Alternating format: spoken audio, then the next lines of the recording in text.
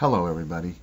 In this video we're going to take a closer look at the open economy loanable funds model, and we're going to get some insight and also some applications. So let's start off with the closed economy. Recall that the loanable funds model has on its horizontal axis savings and investment, and it's on its vertical axis the real interest rate. This upward sloping blue line tells us saving increases when the interest rate increases. Why? Because an increase in the interest rate is a reward for more savings, whereas investment on this downward sloping blue line, the message here is that when the interest rate falls, the cost of capital falls, capital becomes cheaper, and so firms will invest, they will make more expenditures on capital formation. Now, let's start off with a hypothetical situation.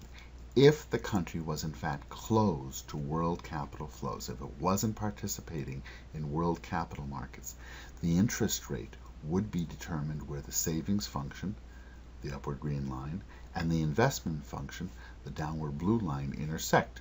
So this red line tells us the hypothetical autarky rate of interest that equates savings and investment. So autarky is the one that would prevail under a closed or autarkic solution.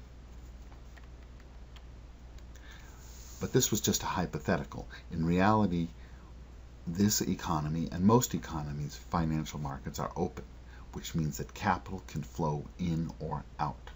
That means that this small open economy, which we're assuming, this country faces an external rate of interest, one that is determined externally, and it's determined in world capital markets, and you'll note that this interest rate is lower than the autarky rate.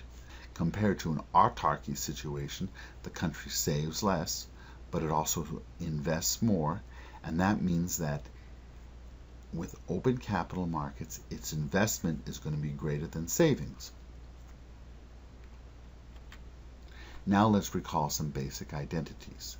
You'll recall that output is equal to the sum of consumption expenditures plus investment expenditures plus government expenditures plus exports minus imports, and this last term we often call net exports, and sometimes we also call it the trade balance.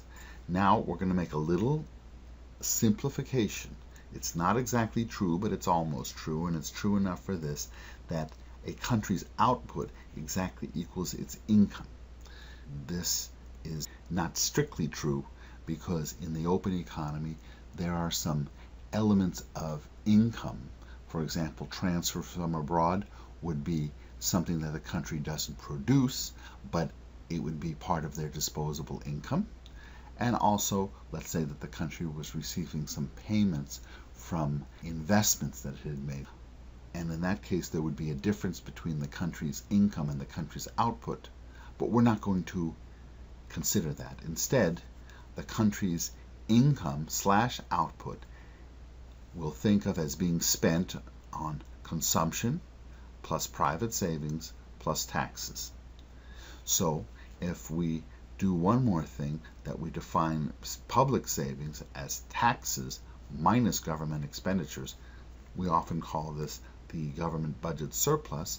Once you can verify that if we put these two equations and solve out, we get an equation that private savings plus public savings, total domestic savings minus investment, is equal to exports minus imports. So we often say that the savings investment balance by definition is equal to the difference between exports and imports. The savings investment balance in this simple model are equal to net exports. But there's another interpretation for net exports. Net exports are also the excess of income / output over consumption plus investment plus government expenditures. If we have exports minus imports less than zero, deficit on net exports, That's equivalent to saying that our savings is less than our investment, or alternatively, that our income is less than our expenditures. If we have a surplus on net exports, that's equivalent to saying that our savings, our domestic savings, is greater than our investment, or that our output is greater than our expenditures. So all of this describes a country's external balance from the standpoint of decisions that are made by market participants in the country. But there's another side to this, and that's financing. Because if we spend more than we earn, then someone has to finance those expenditures. And if we are earning more than we're spending, then we're financing some expenditures for someone else. So let's think of this deficit case, because we're going to be focusing on that. Any way we slice this deficit, and foreigners will have to agree to provide financing for us. We're thinking of this, that this country is a willing borrower and foreigners are willing lender. And we also call this a net capital inflow. On the other direction, if we're a surplus country, that means that we are providing financing for foreigners, and we call that a net capital outflow. We've agreed to provide financing. The question is at what interest rate, because the interest rate we would have to interpret as for the standpoint of financing is a kind of compensation. If I finance you, if I loan you some money, I expect to be paid some interest. So we're going to keep that question in mind. At this current interest rate, the country is running a deficit.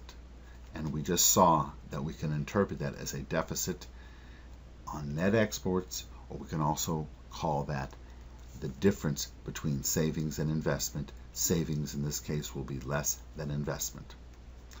And foreigners have agreed to provide this financing at the interest rate stated.